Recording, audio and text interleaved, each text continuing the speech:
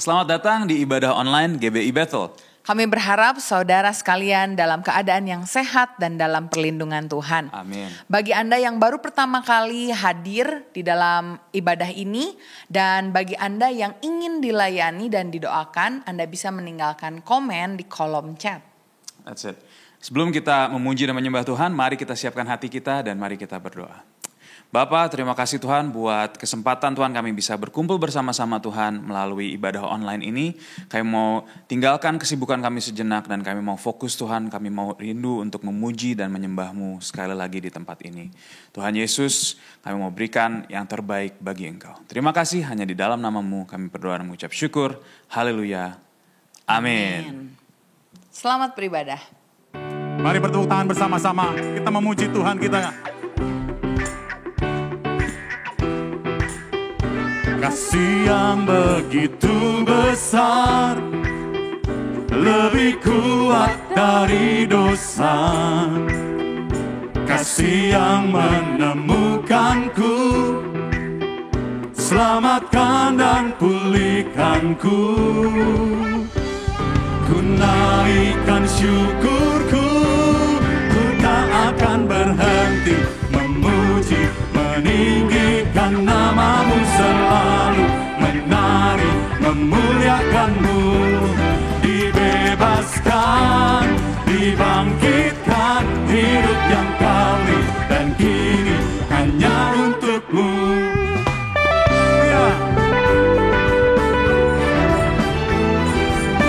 Mari sama-sama katakan lagi. Kasih yang begitu besar, lebih kuat dari dosa. Kasih yang menemukanku, selamatkan dan pulihkanku. Naikkan syukur bagi Tuhan. Naikkan syukurku, ku tak akan berhenti memuji, meninggikan nama-Mu selalu, menari, memuliakan-Mu. Dibebaskan, dibangkitkan, hidup yang Kau beri, dan kini hanya untuk-Mu. Haleluya, mau menari bersama Tuhan, amin. Amin.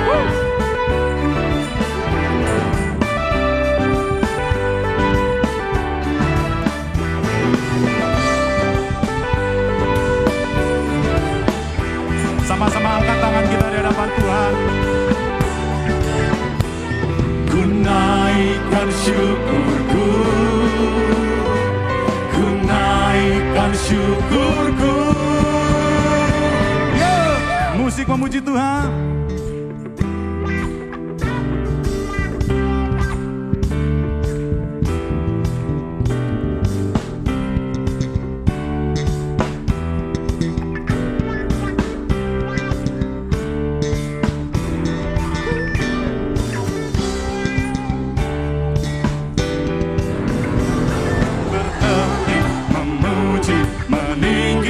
Nama-Mu selalu, menari, memuliakan-Mu.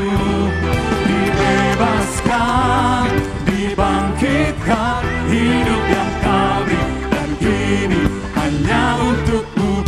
Takkan berhenti memuji, meninggikan nama-Mu selalu, menari, memuliakan-Mu. Dibebaskan, dibangkitkan, hidup yang Kau beri, dan kini hanya untuk-Mu. Hidup yang Kau beri, dan kini hanya untuk-Mu. Haleluya. Sorak-sorai bagi Tuhan kita, haleluya. Sebab kesukaan yang besar telah ada dalam dunia ini. Yesus Tuhan penebus telah datanglah di dunia.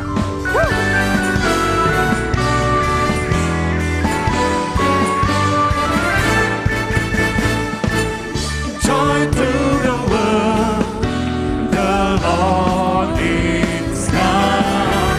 Let us receive her King.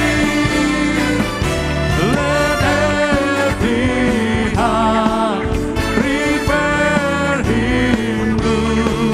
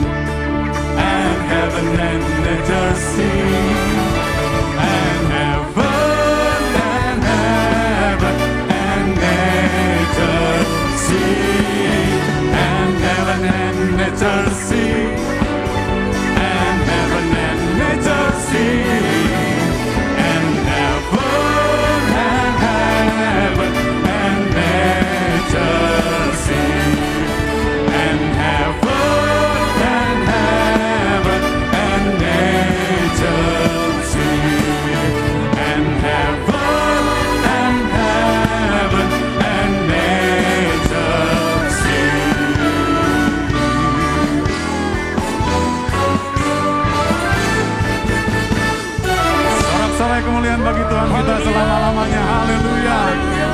Puji Tuhan, silakan duduk kembali Bapak Ibu Saudaraku sekalian. Kita sudah memasuki bulan Desember, bulan yang terakhir di tahun ini. Kita bersyukur juga sebentar kita akan bersama-sama merayakan Natal. Saya percaya setiap waktu, setiap musim, setiap tahun yang Tuhan berikan dalam setiap kehidupan kita, kita lewati bersama dengan Tuhan dan Dia tidak pernah meninggalkan kita. Tuhan selalu menolong, Tuhan selalu menyertai, Tuhan memberkati setiap kita. Haleluya.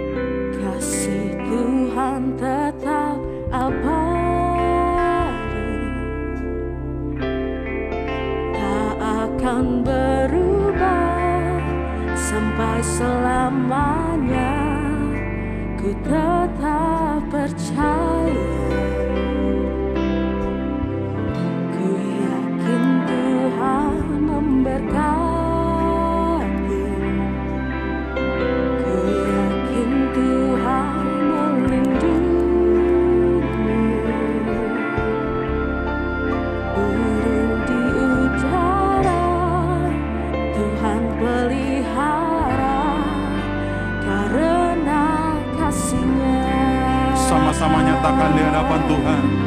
Tuhan selalu menolongku, selalu menjagaku, sehelai di rambutku tak akan terjatuh tanpa seizin-Mu. Tuhan selalu menolongku, selalu menjagaku.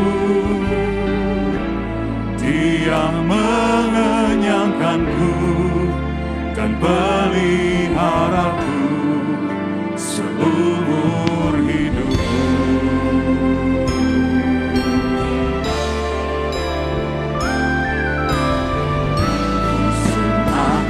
Selalu berganti. Kasih Tuhan tetap abadi. Tuhan tetap abadi. Terima kasih Tuhan. Tak akan berubah sampai selamanya. Ku tetap percaya. Kami yakin Kau memberkati Tuhan. Memberkati, yakin Tuhan melindungi, burung di udara Tuhan pelihara karena kasih-Nya. Sama-sama nyatakan dengan sungguh, Tuhan selalu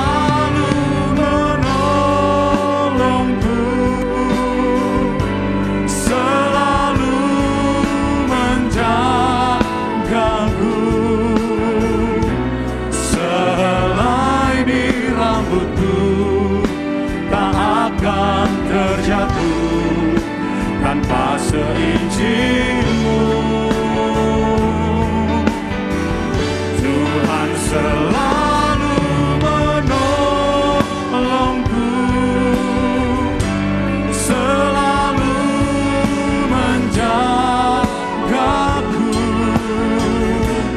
Dia mengenyangkanku dan peliharaku seumur hidupku.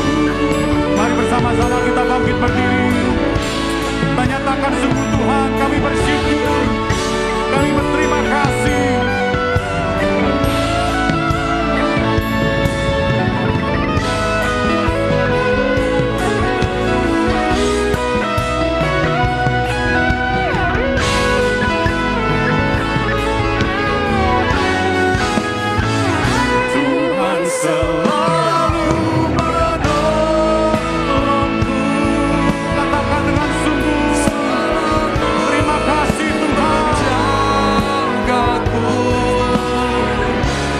Sehelai di rambutku tak akan terjatuh tanpa seizin-Mu. Tuhan selalu menolongku, selalu menjagaku. Dia mengenyangkanku dan peliharaku seumur hidupku.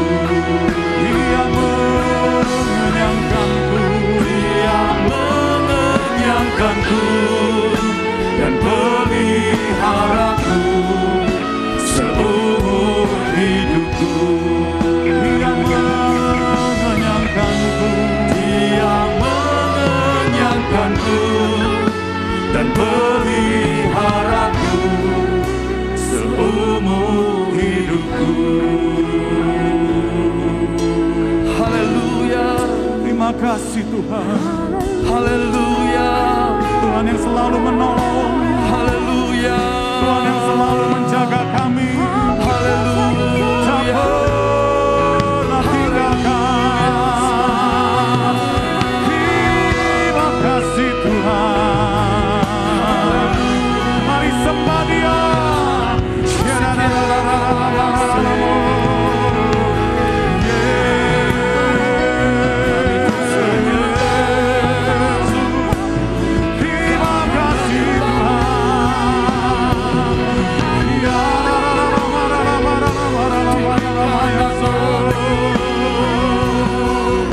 Syukur bagimu Tuhan.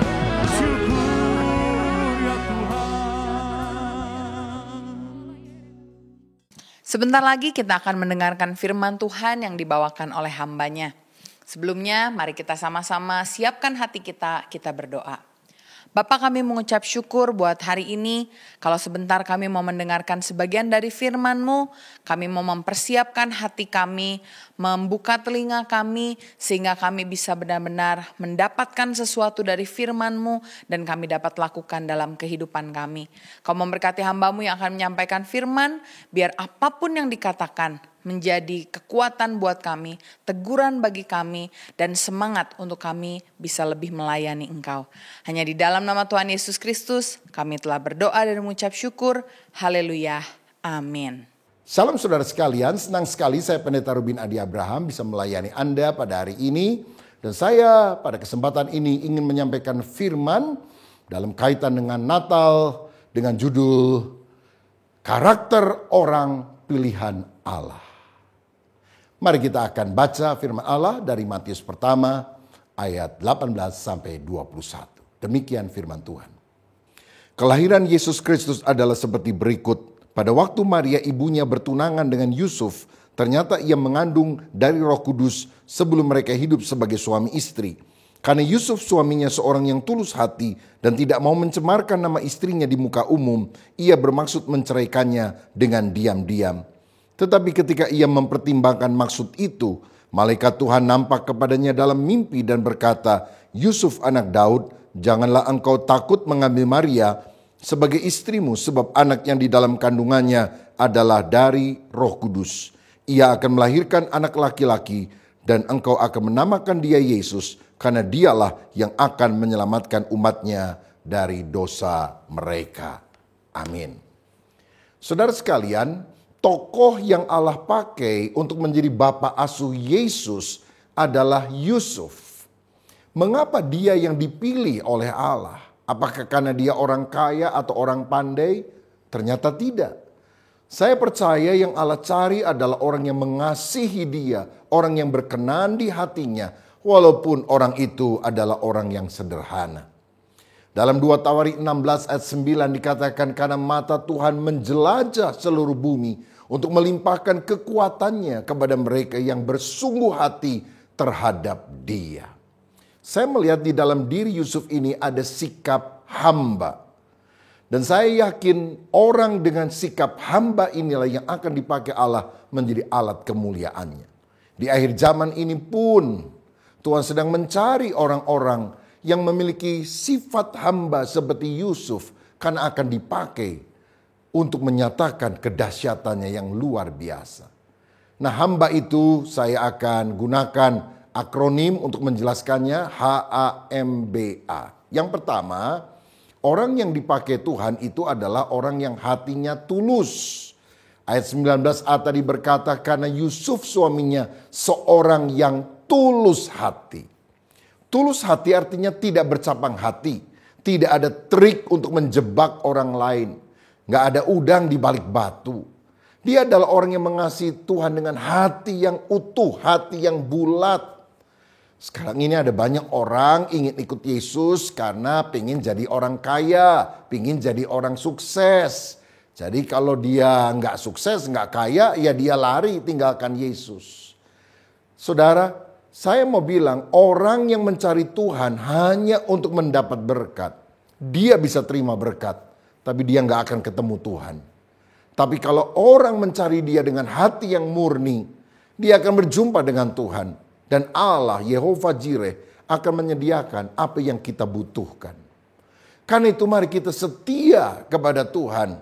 Bukan hanya pada waktu menguntungkan, tapi ketika resiko, kesulitan, tantangan datang dalam kehidupan kita. Saya teringat ada 3 orang rekan daripada Daniel, yaitu Sadrah, Mesah, Abednego. Mereka memiliki ketulusan hati untuk mengiring Tuhan. Bahkan ketika raja menyuruh mereka untuk menyembah patung yang didirikannya, mereka berkata, Raja, kami akan tetap menyembah Allah. Bahkan seandainya kami harus dimasukkan di dalam dapur api, seperti yang telah dititahkan oleh Raja, kami tidak akan menyangkal Tuhan yang kami sembah siang dan malam. Raja murka, dilemparkan ketiganya ke dalam api. Ternyata mereka tidak mati, tidak hangus. Karena ada pribadi yang keempat yang hadir di dalam dapur api itu. Dan saya percaya itulah Yesus dalam wujud teofani yang sudah datang. Bahkan sebelum dia lahir di Bethlehem. Karena Yesus sesungguhnya adalah anak Allah yang kekal. Saudara-saudara, orang yang tulus hati adalah orang yang jujur di hadapan Tuhan dan di hadapan manusia. Itu yang terjadi juga dengan Yusuf. Tidak ada satu dosanya yang dicatat di dalam Alkitab. Tidak berarti Yusuf ini orang yang sempurna. Tentu ada kekurangan. Tetapi tidak ada hal-hal yang menonjol dari kekurangannya. Karena yang Allah perhatikan adalah kelebihannya. Kini ada banyak orang pinter otaknya. Hatinya bengkok, saudara. Dan orang semacam ini nggak akan dipakai Tuhan dalam arti yang sesungguhnya. Orang kalau nggak jujur, dia bisa menghalalkan segala cara untuk mencapai tujuan. Tipu sana, tipu sini, bohong sana, bohong sini. Kalau di gereja nyanyi, memuji Tuhan dengan penuh perasaan.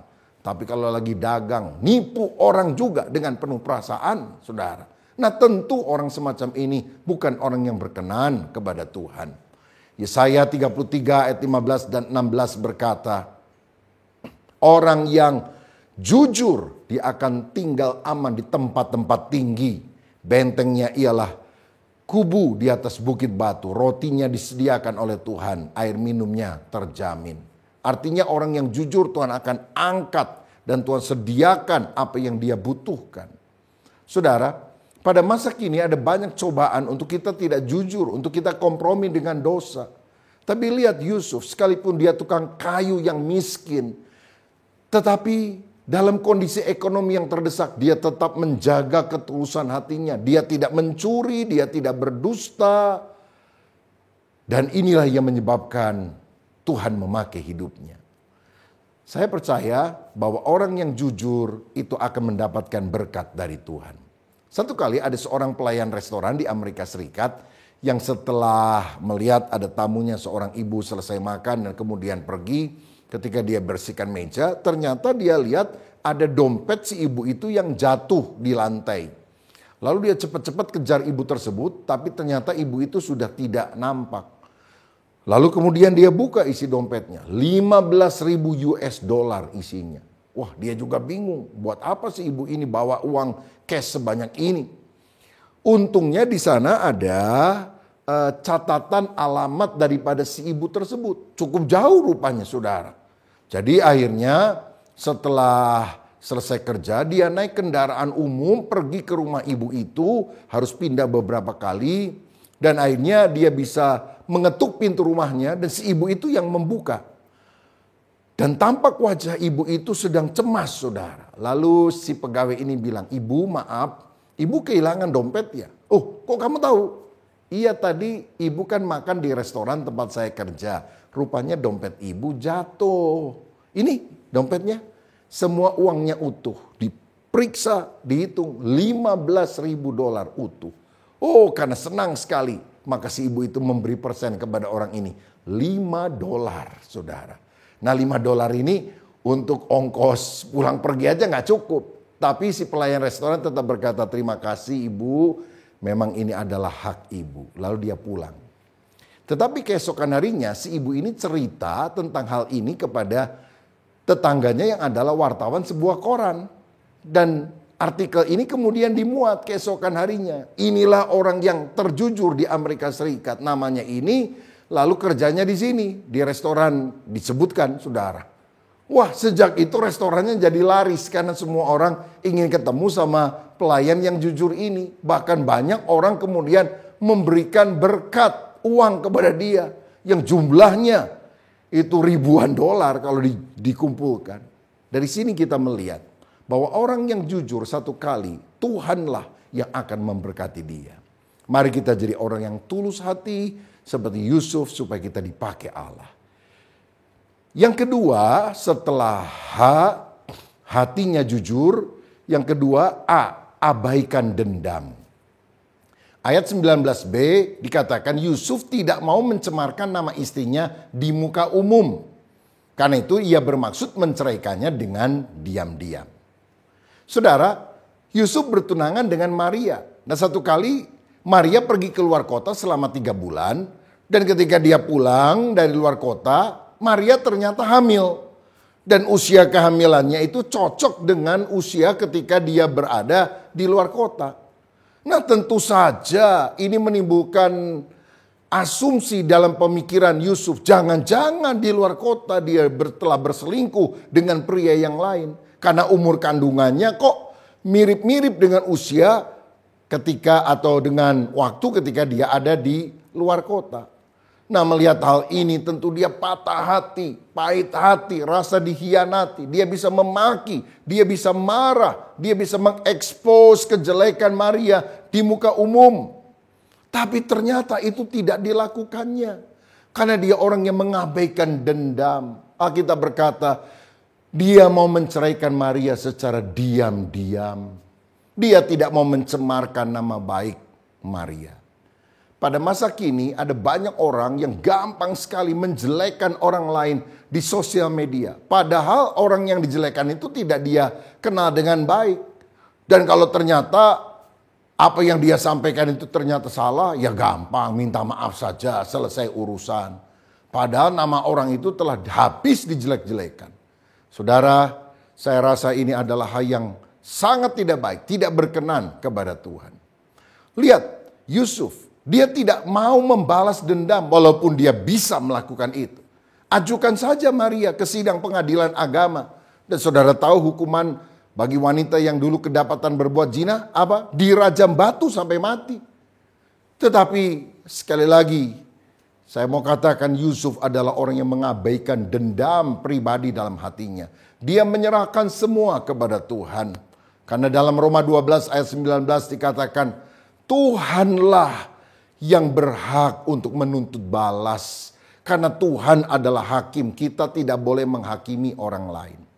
Pada masa kini ada banyak orang yang suka membalas kejahatan dengan kejahatan. Lihat ya, film silat misalnya. Ada sebuah keluarga hidup rukun lalu didatangi oleh gerombolan perampok yang membantai mereka semua dan kemudian seluruh hartanya dijarah. Dan ketika mereka pulang tanpa mereka tahu, anak yang paling kecil dari tuan rumah itu sembunyi di bawah kolong ranjang. Setelah dewasa, anak ini berlatih ilmu-ilmu silat. Dan akhirnya setelah menjadi jagoan, dia bantai seluruh keluarga daripada orang yang pernah membantai keluarganya dulu. Dan ketika dia sudah puas melampiaskan dendamnya. Dia pulang dan tanpa dia sadar, anak dari yang punya rumah sedang ada di bawah kolong lemari. Lalu anak yang ada di bawah kolong lemari ini belajar ilmu silat, mungkin dari Sun Gokong, siluman monyet begitu saudara. Dan setelah dewasa, dia bantai keluarga yang pernah membantai keluarganya. Tapi tanpa dia sadar, anak dari yang punya rumah sembunyi juga di bawah kolong lemari. Wah, begitu terus, balas membalas. Daging puas, roh makin merana. Seperti lebah kalau menyengat manusia. Waduh, kita sakit. Tapi lebahnya akan mati, saudara.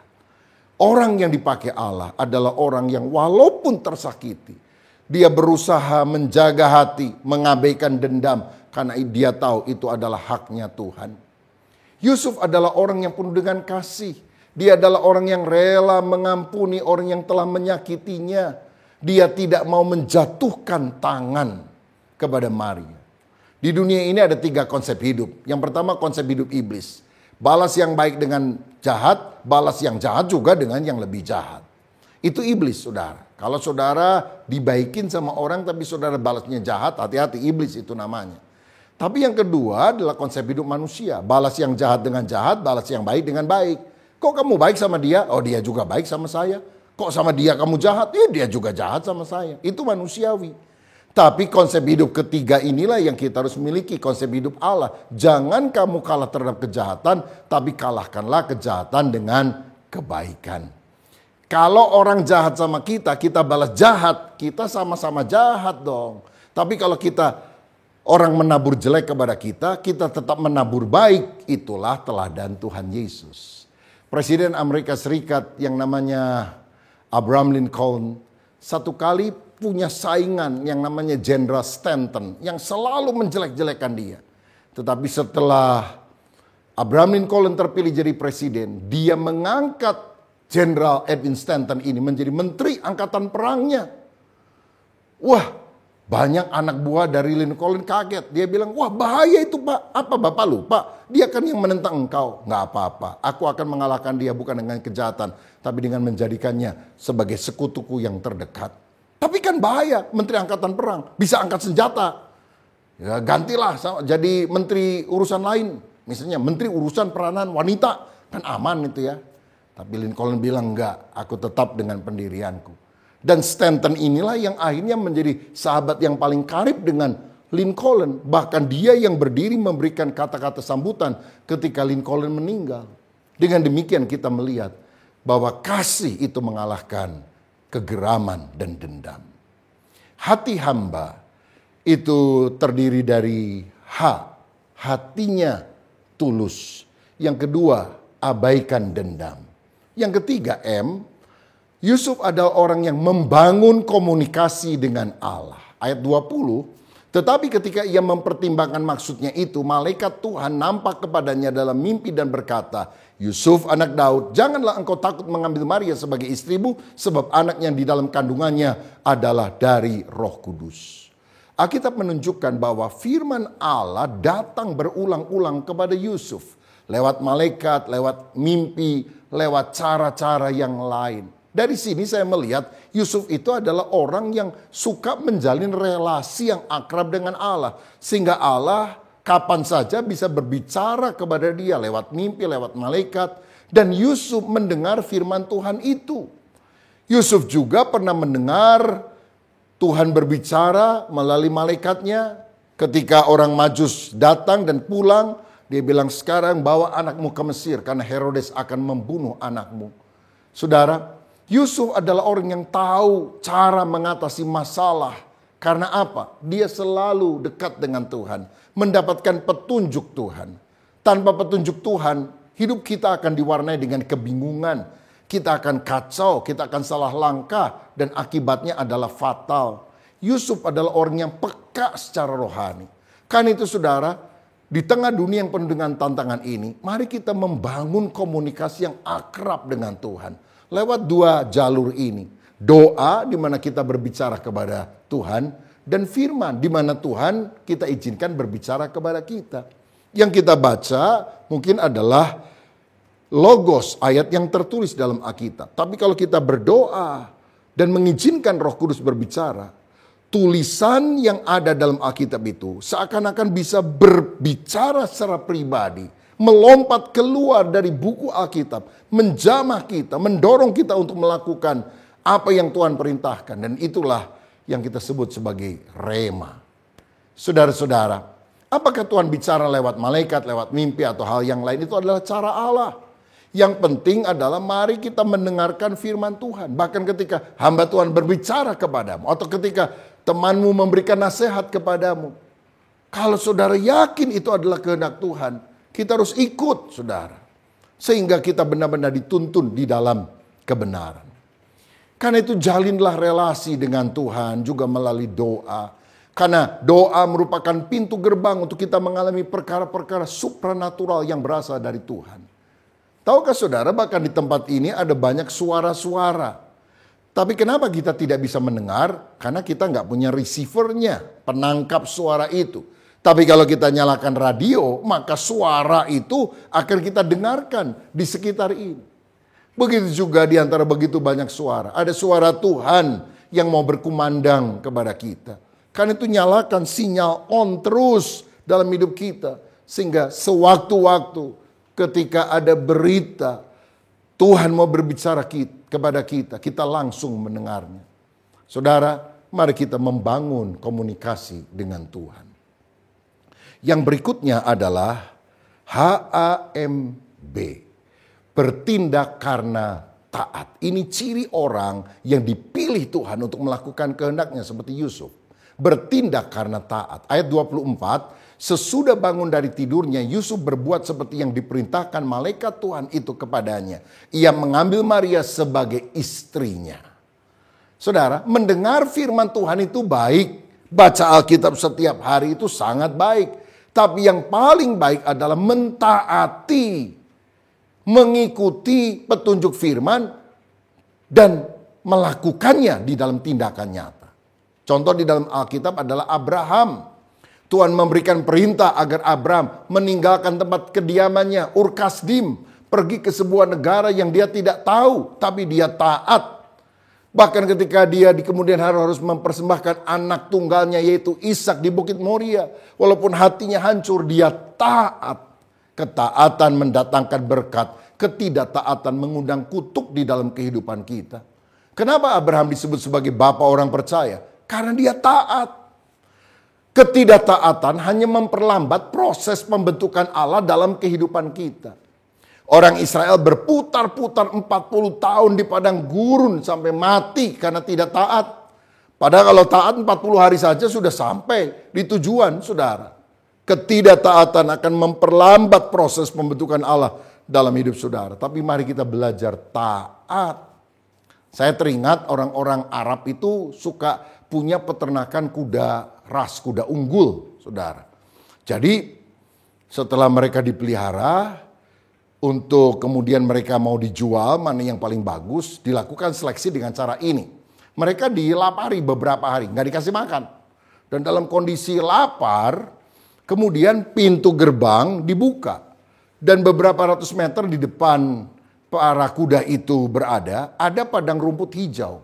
Dan para kuda itu tahu kalau tut, tut, tut, tut, artinya mereka boleh keluar dari kandang dan lari mendapatkan padang rumput hijau dan makan. Tapi kalau tut panjang, itu artinya mereka harus pulang. Nah saudara, jadi ketika pintu dibuka, lalu bunyinya tut, tut, tut, tut. Wah, mereka lari dan siap untuk makan karena mereka sudah begitu lapar. Tapi begitu mereka mau memakan, ini kurang ajar juga ini penjaganya, saudara. Dia ambil peluit yang sama, dia tiup, tut. Saudara tahu, kuda-kuda sebagian berhenti, sit, langsung balik lagi. Tapi sebagian besar, wah, sudah lapar disuruh balik, udah pokoknya makan dulu, baru nanti balik. Sebagian besar kuda nggak taat. Hanya sedikit kuda yang taat. Langsung dipisahkan. Kuda yang taat menjadi kuda kualitas nomor 1. Yang harganya dijual paling mahal. Tapi yang tidak taat menjadi kuda kualitas nomor 2. Saudara, Tuhan mau kita jadi orang Kristen kualitas nomor 1. Dan kualitas nomor 1 ditentukan oleh apa? Ketaatan. Ada seorang penginjil dari China yang datang ke Indonesia.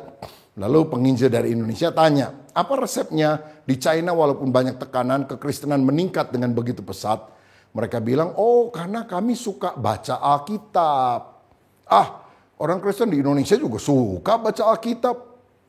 Oh tapi beda. Coba kalau Anda baca Alkitab, caranya gimana? Kan bacanya dari kiri ke kanan. Misalnya, percayalah kepada Tuhan. Kepalanya kan goyang-goyang dari kiri ke kanan. Kalau orang Arab, dari kanan ke kiri, goyang-goyang juga. Begitu. Enggak katanya. Geleng kepala. Tapi kami kalau baca Alkitab kan tulisan Mandarin dari atas ke bawah. Jadi percayalah kepada Tuhan. Jadi bacanya sambil ngangguk-ngangguk. Ya Tuhan, Tuhan, katanya. Karena itulah banyak orang-orang mengalami kemajuan di sana. Nah saudara, saya tidak bermaksud kalau saudara baca Alkitab bukunya yang dibalik-balik. Tapi sikap hati kita yang harus dibalik. Ketika ada firman, bahkan mungkin yang tidak masuk akal, kita harus berkata, ya Tuhan, aku percaya. Taat mendatangkan berkat. Kalau Tuhan berkata, ampunilah musuhmu, ya Tuhan, aku taat. Kalau engkau memiliki kebiasaan kurang baik, mungkin suka merokok, atau berjudi dan yang lain, dan Tuhan menegur kita berkata, ya Tuhan, aku mau taat. Kalau Alkitab mengajarkan kembalikan persepuluhan karena itu adalah milik Tuhan. Bawalah persembahan persepuluhan ke dalam rumah perbendaharaan. Kita berkata, ya Tuhan, aku mau taat. Ketaatan itulah yang menyebabkan Tuhan akan memakai kita. Karena orang yang dipilih Tuhan, orang yang dipakai Tuhan adalah orang yang sungguh-sungguh hidup di dalam ketaatan. Dan yang kelima, hamba, H-A-M-B-A. Ada penguasaan diri. Nah, Yusuf adalah orang yang dipilih oleh Tuhan untuk melakukan kehendaknya menjadi bapak asuh daripada Yesus yang lahir pada hari Natal. Karena dia adalah orang yang terbukti punya penguasaan diri yang baik. Dia tidak terburu nafsu. Ayat 20 tadi berkata, Yusuf mempertimbangkan maksud itu. Yaitu maksud untuk menceraikan Maria. Tapi akhirnya batal karena Roh Kudus bilang, jangan diceraikan karena ini kelahirannya atau kandungannya itu berasal dari Roh Kudus. Jadi Yusuf itu adalah orang yang mempertimbangkan setiap keputusan dengan hati-hati. Tidak gerasa-gerusu, tidak sembrono. Nah saudara, seringkali maksud baik kita hancur karena keputusan kita yang tergesa-gesa, yang ceroboh, yang emosional. Saya pernah mendengar kisah tentang seorang Raja Mongol yang perkasa namanya Genghis Khan. Dia punya burung elang yang juga suka menyertai dia kalau berburu. Tapi satu kali ketika Genghis Khan ini sedang berburu, saudara sekalian, dan dia merasa haus, kelihatannya ada satu sungai yang airnya bening, dia mau cedok dan mau minum. Tetapi apa yang terjadi ketika dia cedok, itu elangnya menabrak tempat air yang ada sehingga jatuh. Lalu diambil lagi tempat air itu, dia mau minum lagi, dia tabrak lagi. Si elang menabrak lagi sehingga jatuh. Marahlah Genghis Khan. Dia bilang kurang ajar ini burung. Lalu dia panah, mati saudara burungnya. Ketika burung elang itu mati, dia jatuh ke dekat sungai itu. Yang ternyata dekat sekali dengan tempat dia jatuh. Ada bangkai ular yang besar, yang baru mati, yang menyebabkan sungai yang kelihatannya bening itu sudah tercampur dengan hal-hal yang kotor yang bisa meracuni dan membuat Genghis Khan menjadi sakit. Elang itu kan bisa terbang melihat dari pandangan yang lebih tinggi. Tapi karena terburu-buru niat daripada elang ini bahkan menyebabkan dia mati. Genghis Khan menyesal, tapi penyesalan seringkali datang terlambat. Saudara, jangan kita gampang emosi sehingga kita akan mengalami kerugian. Saya pernah dengar sebuah cerita ya, ada seorang bapak ketika anaknya pulang dari sekolah, dia langsung bilang, mana rapot kamu? Karena dia tahu hari itu hari pembagian rapot. Langsung diambil. Anaknya bilang, tunggu dulu Pak, saya mau jelaskan. Nggak usah, Papa juga bisa baca. Begitu dibuka, waduh merah semua. Marah bapaknya. Kamu anak kurang ajar, dari kecil digedein. Udah gede nggak bisa dikecilin, makan hati. Oh bikin maru. Tunggu Pak, saya bisa jelaskan. Nggak perlu penjelasan lagi. Ya mulai hari ini kamu tidak boleh keluar rumah, tidak boleh belajar nonton sama teman-teman kamu. Wah tiba-tiba anaknya teriak, "Papa, tunggu sebentar, nih rapot saya." Dia keluarkan rapot dari dalam tasnya. Begitu bapaknya lihat, oh iya, kok ini rapot nama anaknya. Dilihat nilainya, bagus semua, 89. Lalu bapaknya tanya, "Ini kalau tadi ini rapot siapa ini yang merah semua?" "Itu kan rapot papa dulu waktu kecil, saya temukan di bawah kolong ranjang." Wah, bapaknya jadi malu, saudara sekalian. Karena rupanya yang bodoh bukan anaknya, tapi bapaknya. Tapi saudara, karena sudah terburu nafsu, emosi, maka dia yang akhirnya merasa dipermalukan oleh dirinya sendiri. Mari kita belajar memiliki penguasaan diri. Yusuf adalah pribadi yang tenang, menguasai diri, dia mengizinkan Allah terlibat memberi petunjuk yang terbaik dalam kehidupannya. Karena itu mari kita juga belajar menguasai dulu. Mikir dulu baru ngomong. Jangan ngomong dulu baru setelah itu dipikir. Jangan cepat menuduh, memvonis orang lain. Dan penguasaan diri itu juga dinyatakan di ayat 25. Tetapi Yusuf tidak bersetubuh dengan Maria sampai ia melahirkan anaknya laki-laki. Dan Yusuf menamakan dia Yesus. Wah, ini luar biasa. Yusuf Maria itu sudah suami istri loh saudara. Berhak untuk malam pertama. Tapi Yusuf menahan diri dan tidak menggauli istrinya ini. Karena dia tahu ini adalah dari Roh Kudus. Anak muda sekarang, belum sah sama suami istri aja sudah luar biasa. Tangannya gesit ya kalau pacaran ke sana sini. Nggak tahan nafsu, akhirnya kebobolan. Saudara, orang yang tidak tahan nafsu sulit dipakai oleh Allah. Pekerjaan Tuhan bisa rusak di tangannya. Dia bagikan orang yang membawa bom waktu. Seperti Simpson. Yang walaupun hebat. Tapi karena dia tidak bisa tahan nafsu. Akhirnya mati dia. Saudara, Amsal 25 ayat 28 berkata. Orang yang tak dapat mengendalikan diri. Adalah seperti kota yang roboh temboknya. Karena itu ingatlah. Buah roh yang ke-9 adalah penguasaan diri. Mari kita menguasai nafsu kita. Nafsu makan. Makan boleh. Rakus itu jangan. Nafsu marah. Nafsu belanja, atau nafsu apa lagi? Nafsu birahi. Ya, jadi mari kita kuasai. Ada orang kalau udah lihat makanan enak, wah nafsunya muncul jadi rakus. Ada encim tua, darah tinggi tapi makan sate babi. Orang lain bilang, "Cim, hati-hati, darah tinggi." Tenang cu, darah Yesus lebih tinggi katanya. Lah ini kan mencobai Tuhan, saudara sekalian. Nah karena itu mari kita menguasai hidup kita supaya iblis tidak bisa menjatuhkan kita. Kalau ada yang lagi pacaran nih anak-anak muda, jangan sedikit bicara banyak usaha, tangannya lincah, gerimis, lampu mati, ada pembantu di sana. "Bi, tolong beli kopi di Bogor, besok aja pulangnya." Wah, repot saudara. Tapi jadilah seperti Yusuf, baik Yusuf perjanjian baru ataupun Yusuf perjanjian lama yang pernah digoda oleh Tante Potifar.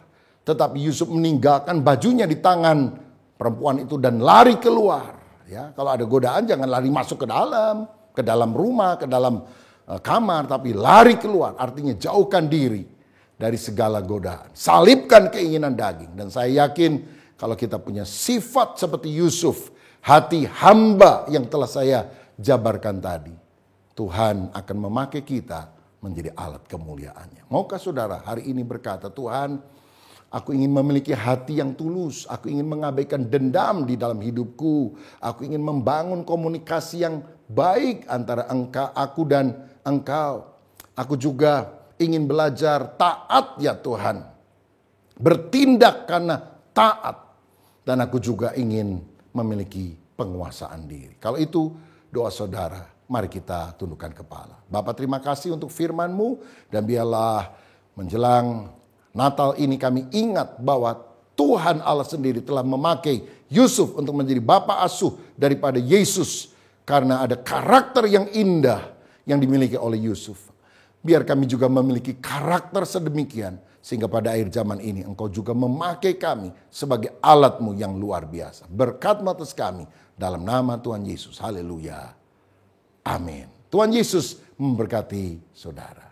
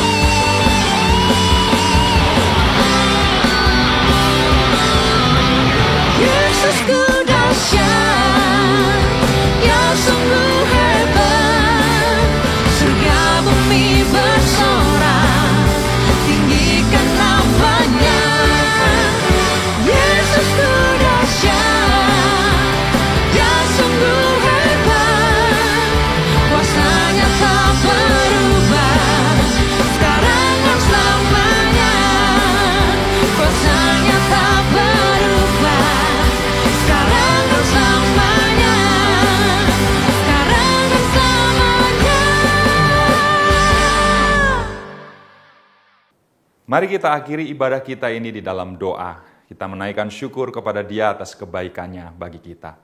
Bapa Surgawi, terima kasih karena ibadah ini Tuhan pimpin, Tuhan sertai dari awal sampai pada akhirnya. Terima kasih untuk setiap pujian yang kami naikkan kepadamu. Terima kasih untuk firman-Mu yang sudah Engkau perdengarkan bagi kami. Engkau juga menerima persembahan kami. Biarlah semuanya menjadi sesuatu yang berkenan di hadapan Tuhan. Tuhan, kami mengakhiri ibadah kami ini Tuhan, dengan memohon berkat-Mu turun atas setiap kami. Kekasih-kekasih Tuhan, terimalah berkat dari Allah Bapa Surgawi, kasih sayang dan karunia dari Tuhan kita Yesus Kristus, persekutuan dan pengurapan yang baru dari Roh Kudus, berkat Allah Tritunggal yang kami terima hanya di dalam nama Tuhan Yesus Kristus. Semua kita yang percaya dan diberkati, mari katakan, amin. Tuhan memberkati kita sekalian, sampai berjumpa lagi.